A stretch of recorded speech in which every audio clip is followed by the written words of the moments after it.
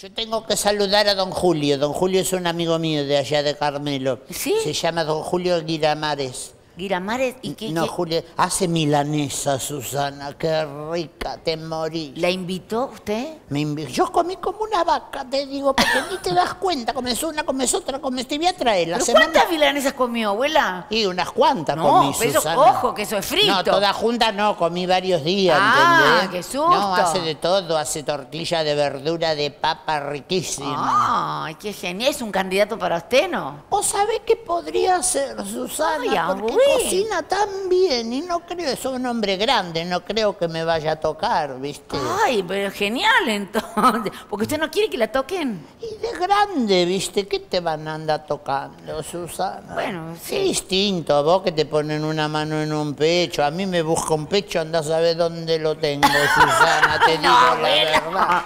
Y si todo se cae, Susana, yo tengo como 2 sachets de leche caídos así. Bueno, sí, pero... Bueno, Y lo demás ni te cuento, lo demás mejor no hablemos porque estamos saliendo por la televisión, Susana.